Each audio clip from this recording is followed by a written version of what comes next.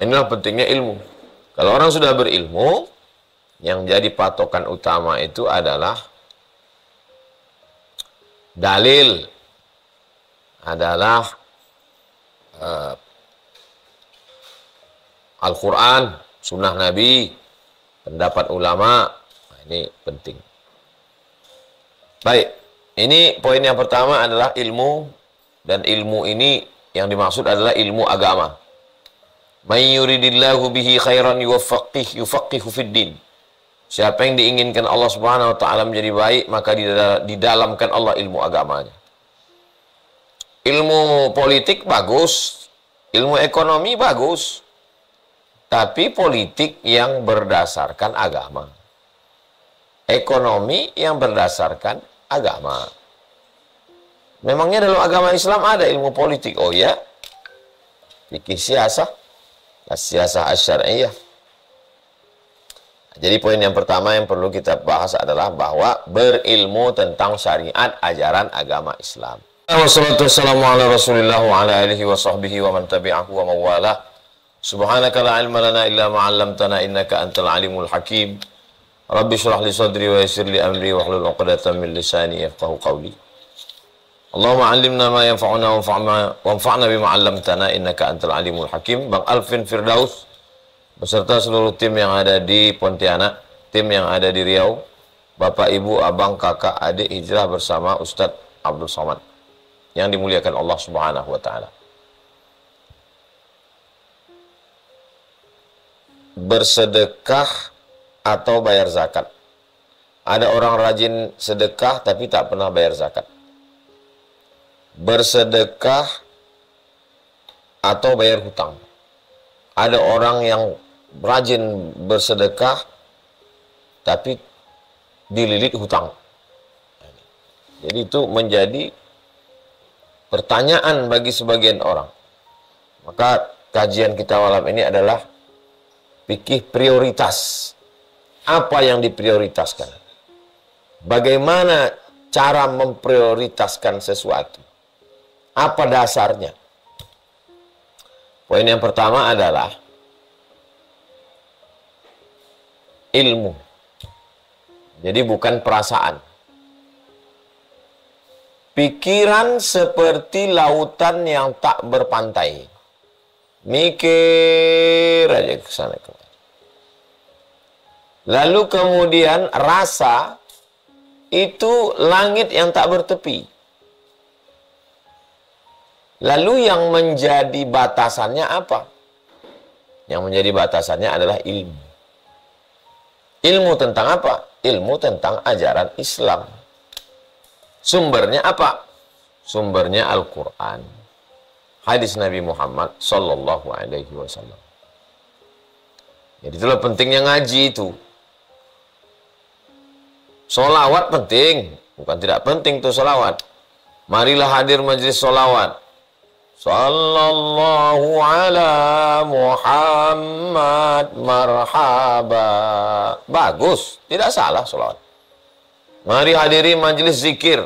Bagus majelis zikir. Tapi majelis ilmu, ngaji fikih, ngaji hadis, ngaji tafsir, usul fikih, pemikiran Islam, akidah, bahasa Arab. Bahasa Arab ini pintunya, jalannya. Lagi-lagi ngaji. Jadi kita selama sudah berjalan beberapa pertemuan ini kita ngaji. Pentingnya untuk berilmu, belajar. Karena kalau tidak dengan ilmu, itu sulit. Banyak orang memprioritaskan itu karena perasaan, rasa nggak enak, rasa nggak nyaman, rasa sungkan, rasa tidak bisa jadi pedoman.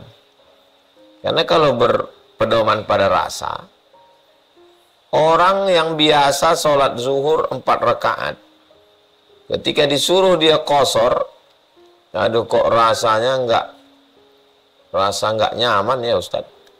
Orang yang biasa sholat wudhu pakai air, ketika disuruh dia tayamum, itu dia cerita kok rasa-rasanya aja. Tidak 1-2 jamaah yang saya jumpa ngomong begitu. Inilah pentingnya ilmu. Kalau orang sudah berilmu, yang jadi patokan utama itu adalah dalil, adalah Al-Quran, sunnah Nabi, pendapat ulama. Nah, ini penting. Baik, ini poin yang pertama adalah ilmu, dan ilmu ini yang dimaksud adalah ilmu agama. May yuridillahu bihi khairan yufaqihu fid din. Siapa yang diinginkan Allah Subhanahu wa taala menjadi baik, maka didalamkan Allah ilmu agamanya. Ilmu politik bagus, ilmu ekonomi bagus, tapi politik yang berdasarkan agama, ekonomi yang berdasarkan agama. Memangnya dalam agama Islam ada ilmu politik? Oh ya, fikih siasah, siasah asy-syar'iyyah. Jadi poin yang pertama yang perlu kita bahas adalah bahwa berilmu tentang syariat ajaran agama Islam. Standar utama. Kalau pergi jauh standarnya kilometer. Pak, jauh tak tempat Ustaz Abdul Somad? Ya, kira-kira sebatang rokok lah. Rokok siapa? Rokok apa? Rokok Doni, Pak. Jauh tak? Perasaan saya nggak jauh kali. Perasaan siapa?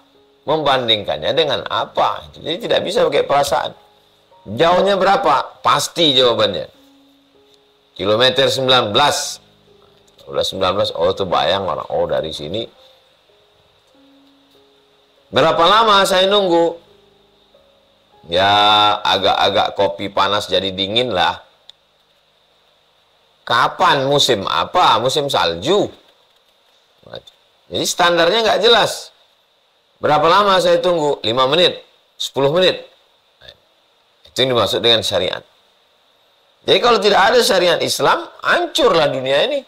Semua pakai perasaan, semua berdasarkan mimpi-mimpi, semua berdasarkan rasa-rasa, semua berdasarkan pandangan-pandangan kasyaf, dan lain sebagainya. Itu pengalaman spiritual. Tapi dasarnya adalah ilmu. Baik, poin yang pertama adalah ilmu tentang syariat Islam. Yang kedua, tentang skala prioritas ini, namanya fiqhul aulawiyat. Al-wujub muqaddamun ala nadab. Itu kaidah yang pertama. Yang wajib lebih dikedepankan, lebih didahulukan daripada yang sifatnya anjuran. Contoh, membayar hutang jatuh tempo tanggal 12 Desember. Wajib itu. Berangkat umroh, sunat. Utangnya 30 juta, berangkat umroh 30 juta. Dia store 30 juta berangkat umroh. Sementara utang sudah jatuh tempo. Pas ditanya, kenapa kau berangkat umroh? Saya mau berdoa nanti di multazam supaya lepas. Oh nggak bisa. Karena berangkat umroh ini wajib bagi yang mampu. Yang sudah pernah pergi berarti sunat. Yang pertama itu yang wajib seumur hidup. Sedangkan membayar hutang yang sudah jatuh tempo, hukumnya wajib. Saya Pak Ustaz ada hutang ini. Hutang apa? Hutang mobil, hutang rumah, hutang motor. Jatuh temponya kapan? Januari 2025. Oh lama lagi. Boleh saya berangkat umroh? Ya boleh. Belum jatuh tempo. Angsurannya, iurannya dibayar tiap bulan. Nah, jadi bedakan antara yang sudah jatuh tempo dengan belum jatuh tempo. Rajin kali sedekah. Sedekah nasi, sedekah bayar uang sekolah anak-anak, sedekah ke orang tukang parkir, sedekah. Rajin sedekah. Tapi tak bayar zakat. Sedekah itu hukumnya sunat. Membayar zakat itu hukumnya wajib. Nah, bayar lu zakat. Zakat tanam padi 520 kilo. Padi bersih, tidak ikut kulit padi. Berapa persen bayar zakatnya? Zakatnya kalau ikut pakai tada hujan, nunggu hujan dari langit 10%. Kalau potong biaya operasional pakai mesin, pakai irigasi 5%, keluarkan dulu zakatnya baru sedekah. Nah, gitu. Ini pegawai dapat duit sedekah. Kau pernah bayar zakat? Enggak. Nah, ini prioritasnya tak betul. Seorang suami pas dapat gaji, ajak kawan-kawan traktir makan siang. Di tengah teman-teman, oh ini dermawan kali kawan ini. Rupanya istri tak pernah dikasih belanja. Padahal menafkahi istri wajib. Ngajak kawan makan, sodakoh, sunat, anjuran. Al-wujub muqaddamun ala nadab. Yang wajib lebih didahulukan, lebih dikedepankan daripada yang bersifat anjuran. Yang paling kuat itu apa? Wajib. Di bawah wajib, anjuran. Kita selalu menyebutnya sunat. Larangannya haram. Di bawah haram, makruh. Larangannya kuat, haram. Larangannya kurang kuat, makruh. Perintahnya kuat, wajib. Perintahnya kurang kuat, sunat. Tidak diperintahkan, tidak disuruh, tidak dilarang. Mubah. Boleh. Nah, ini dari mana ulama ini menyusun kaedah-kaedah ini? Dari Quran, sunnah, ijma', qiyas, amal ahli Madinah, perbuatan orang Madinah, menurut mazhab Maliki. Berijtihadlah ulama dengan ilmu mereka, hafalan Qur'annya, hafalan hadisnya, pengetahuan usul fikihnya, maka keluarlah kaedah-kaedah itu. Kaedah ini seperti batang kayu. Dari kaedah ini keluarlah cabang-cabang tadi. Nama kaedahnya yang wajib lebih dikedepankan daripada yang sunat. Yang sifatnya wajib lebih diprioritaskan daripada yang sifatnya anjuran. Dari batang kayu tadi keluarlah cabang. Dikedepankan bayar hutang daripada pergi umroh kalau sudah jatuh tempo dan umrohnya umroh sunat. Lebih dikedepankan memberi nafkah anak istri daripada ngajak kawan makan. Lebih didahulukan berzakat daripada bersedekah yang sifatnya sunat. Nah ini. Jadi dari kaedah itu adalah acuan, standar. Meteran kalau panjang. Kilogram kalau berat. Menit, detik, jam kalau waktu. Standar kebenarannya dari mana? Dari kaedah. Yang nyusun kaedah siapa? Ulama. Ulama mendapatkan kaedah itu dari mana? Dari Quran dan Sunnah. Begitu. Yang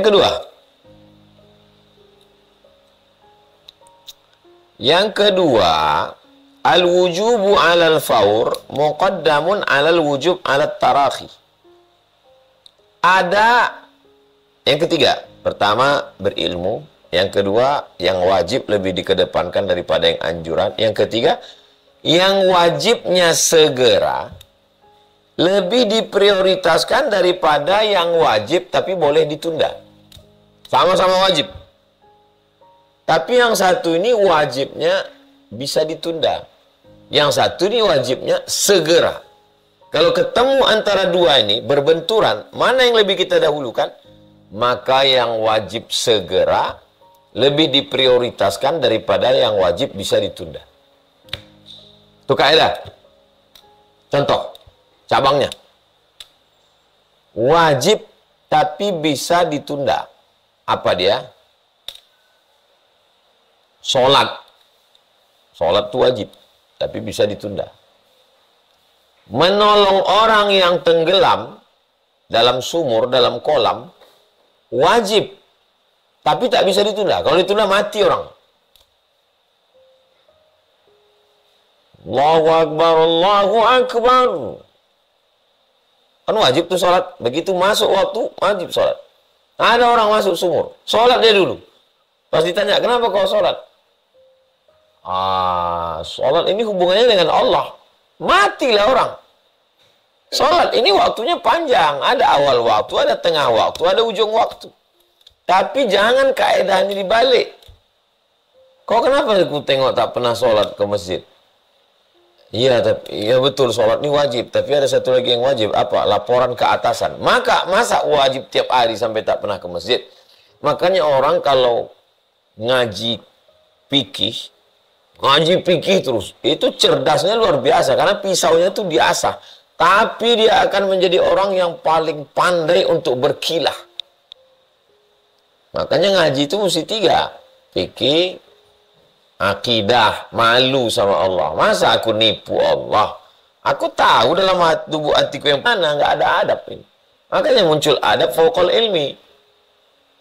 Adab itu lebih tinggi daripada ilmu. Sedang sholat, Allahu Akbar. Sholatnya di tengah hutan. Kebetulan Mapala, mahasiswa pencipta alam. Nggak ada angin, nggak ada hujan, tiba-tiba datang. Entah orang gila, entah orang buta. Ada kolam sumur. Lewat dia masuk ke dalam. Maka sholatnya tak boleh dibatalkan. Terus orang ini mesti ditolong. Maka dia berjalan beberapa langkah untuk menarik tangan orang buta tadi. Mohon maaf. Supaya jangan sampai masuk dia ke kolam. Gitu ulama menjelaskannya dalam kitab-kitab fikih. Kan sama-sama wajib ini. Iya. Tapi wajib yang ini tarakhi. Masih ada waktu sampai akhir sholat. Sedangkan yang wajib ini tak bisa ditunda. Wajib melaksanakan ibadah haji tahun ke-6. Tahun 1, tahun 2, tahun 3, tahun 4, tahun 5, tahun 6 turun kewajiban haji. Baru dilaksanakan Nabi tahun ke-10. Haji wada tahun 10. Artinya apa? Tarakhi, bisa ditunda. Tapi ada kewajiban yang tak bisa ditunda. Apa dia? Makan nafkah. Nafkah anak istri, nafkah orang tua, yang tak bisa ditunda. Jadi cara berpikirnya, oh ini Allah, ini manusia. Oh tidak begitu. Makanya jangan main akal-akalan. Kita mesti ikut standar yang sudah dibuat ulama. Al-ulama, para ulama, warasatul anbiya. Wajib yang masih bisa ditunda, lebih didahulukan yang segera. Lebih diprioritaskan wajib yang segera daripada wajib yang bisa ditunda. Membayar utang wajib? Ya. Wajibnya kapan? Wajibnya pas jatuh tempo. Mengasih makan orang miskin? Wajib. Karena kalau sampai dia mati, la yabitu syab'anan. Tidak boleh tidur dalam keadaan perut kenyang. Wajaruhu ila jambihi ja'i'un. Tetangga kelaparan. Kau ada kau kasih tetangga kau makan yang kelaparan itu? Enggak. Kenapa? Karena aku mau bayar utang. Utangnya kapan? Tahun depan. Belum masuk. Memang wajib dia. Tapi tarakhi. Masih bisa ditunda. Panjang lagi. 12 bulan lagi. Sekarang yang keempat. Skala prioritas yang keempat adalah ad-dararu yuzalu.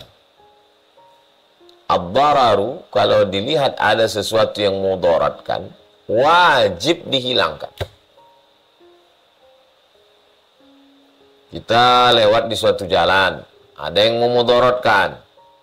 Jalan berlobang, jalan berpaku. Sementara di pihak lain kita mau cepat. Cepatnya kita ini apa tujuannya? Mau cepat pulang nih Pak Ustadz. Iya, cepat pulang apa? Apa tujuan cepat pulang? Cepat pulang biar supaya jumpa anak istri. Ini ada mudarat ini. Ad-dararu yuzalu. Berhenti dulu menghilangkan mudarat ini. Nah, jadi karena prinsip utama tidak boleh ada mudarat. Segala yang menimbulkan efek negatif bagi pribadi, bagi keluarga, bagi umat mesti dihilangkan. Dari mana mudarat ini datang? Dari Allah. Salah satu asmaul husna ad-darru. Allah yang mendatangkan mudarat. An-nafi'u, Allah juga yang mendatangkan manfaat. Untuk apa Allah buat mudarat? Ujian.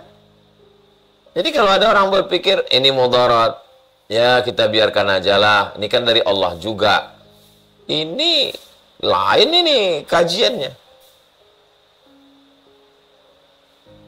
Allah menciptakan yang mudarat itu sebagai ujian.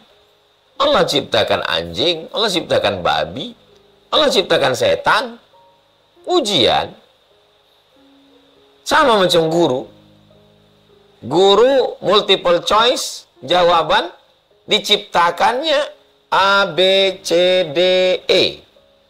Yang betul cuma satu. Yang 4 itu mudarat, itu yang 4 itu. Jebakan-jebakan itu. Jahat sekali guru ini Pak Ustadz. Masa dijebaknya muridnya? Loh, cara pandangnya gimana? Bukan guru jahat menjebak murid. Itu namanya ujian, seleksi. Udah bisa belum nih murid nih membedakan mana yang betul, mana yang salah, mana yang baik, mana yang benar. Prinsipnya semua mudarat mesti dihilangkan. Berikutnya yang kelima. Kaedah yang kelima dalam skala prioritas ini, dar'ul mafasidi muqaddamun ala jalbil masalih.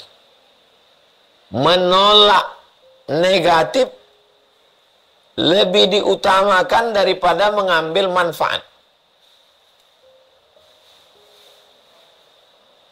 Nih kalau saya pergi belajar ke negara ini, saya dapat manfaat. Apa manfaatnya? Beasiswa. Apalagi manfaatnya? Kemudahan akses. Apalagi manfaatnya? Terus mudaratnya? Mudaratnya bisa murtad. Mudaratnya bisa. Ketika ketemu antara manfaat dengan mudarat, bagaimana standarnya? Dar'ul mafasid, menolak negatif, menolak mudarat, muqaddam, lebih didahulukan daripada mengambil maslahat.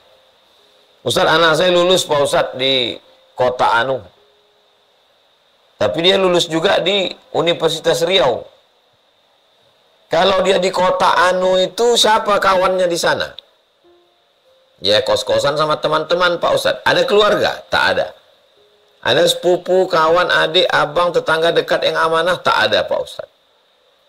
Ini sekarang pergaulan luar biasa. Belum lagi nikah mut'ahnya, tawaran dari Syiah.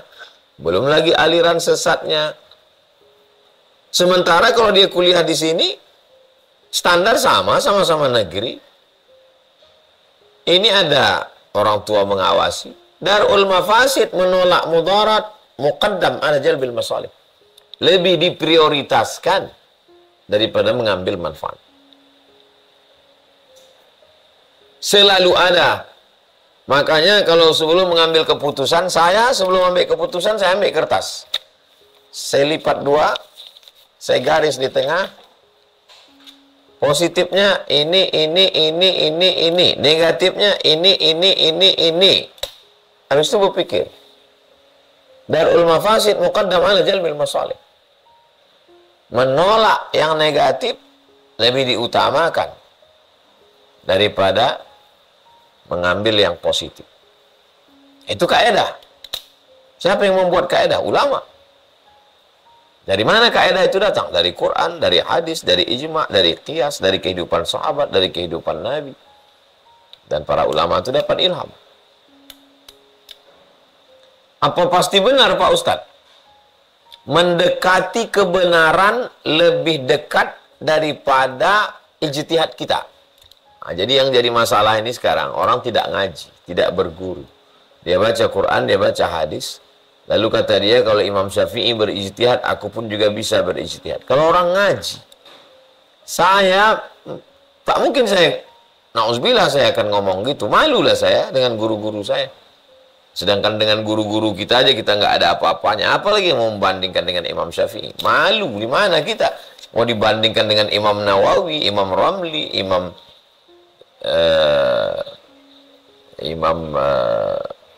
Syaukani, Imam Son'ani. Apalagi dengan Imam Syafi'i. Apalagi dengan sahabat Nabi.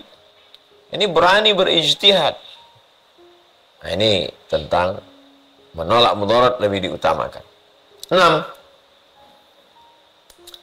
Ad-darurat tubihul mahzurat. Kalau ada yang emergensi, darurat, maka membolehkan sesuatu yang mahzurat, terlarang sebetulnya dia. Tapi karena emergensi, misalnya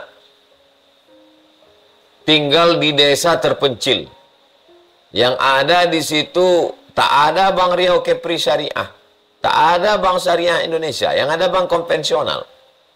Duit kalau disimpan di rumah kena rampok. Darurat tubihul mahzurat, membolehkan yang mahzurat. Yang mahzurat mana? Berinteraksi dengan riba. Membolehkan. Tapi ada limitnya, ada batasannya. Ad-daruratu tuqaddaru biqadariha. Ada kadarnya. Sampai kapan? Sampai ada BSI. Sampai kapan? Sampai ada bank muamalat. Nah, itu. Ada kadar yang ditetapkan. Siapa yang menetapkan kadar? Itu ulama. Jadi tidak sedikit-dikit darurat. Kau kenapa buat ini? Ad-darurat tubihul mahzurat. Tidak seperti itu. Emergensi. Aslinya lampu merah itu tidak boleh diterobos. Kenapa ambulan menerobos? Emergensi. Kalau berhenti dia mati orang di dalam. Jadi berlaku juga itu dalam kehidupan sehari-hari. Ad-darurat tubihul mahzurat. Yang darurat, yang emergensi, membolehkan sesuatu yang terlarang, tapi ada ikatan. Bukan unlimited selamanya. Ada batas waktu tertentu. 7.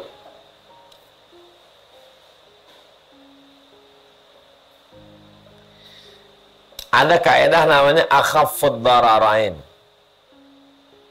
Memilih mudarat teringan. Sama-sama mudarat. Sama-sama negatif. Sama-sama tak baik. Tapi kalau kita pilih ini lebih ringan. Antara mati dengan makan babi. Sama-sama mudarat. Mati juga mudarat. Makan babi juga mudarat.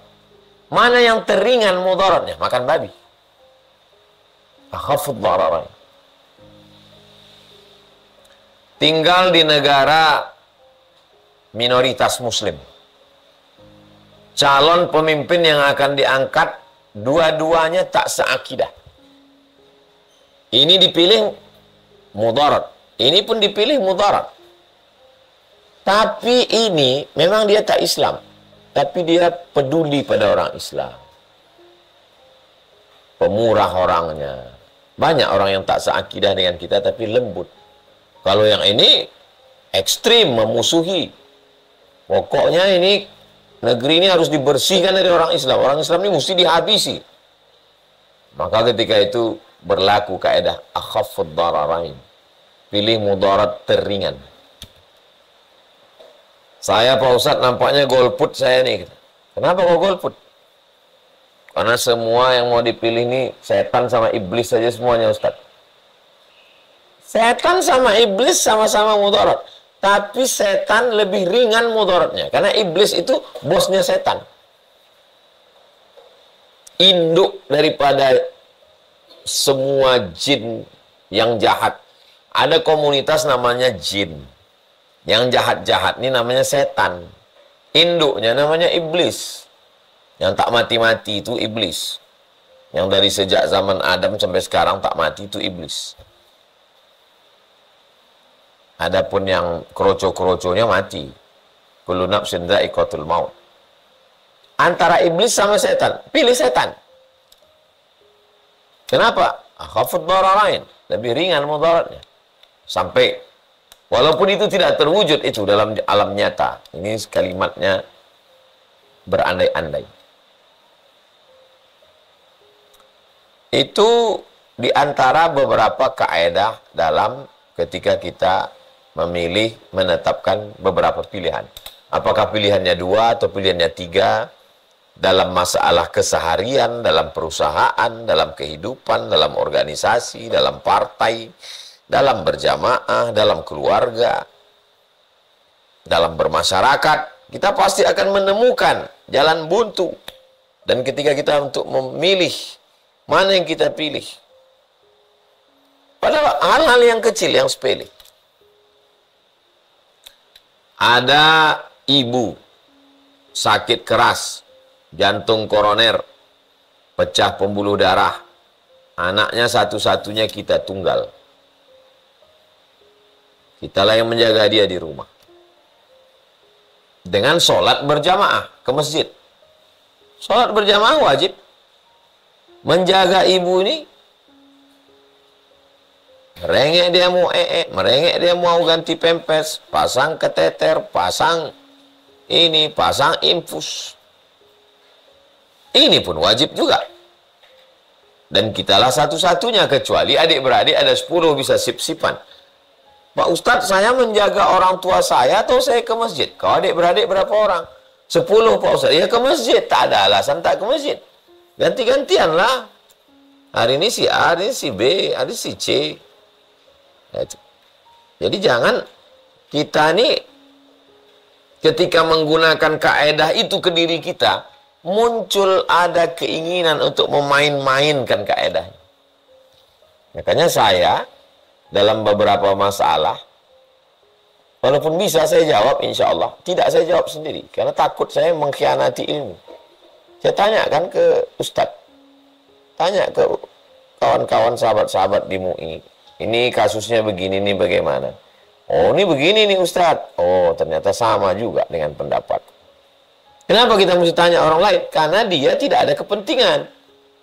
Kalau kita menjawab masalah diri kita sendiri, kita ada kepentingan. Itu beberapa kaedah yang dipakai dalam menentukan suatu hukum untuk mengambil prioritas keputusan yang kita putuskan antara 2 masalah, 3 dan lain sebagainya. Bagaimana biasa pukul 20.40 kita kembalikan ke Bang Alvin Firdaus. Terima kasih, kita lanjutkan dalam dialog interaktif. Assalamualaikum warahmatullahi wabarakatuh.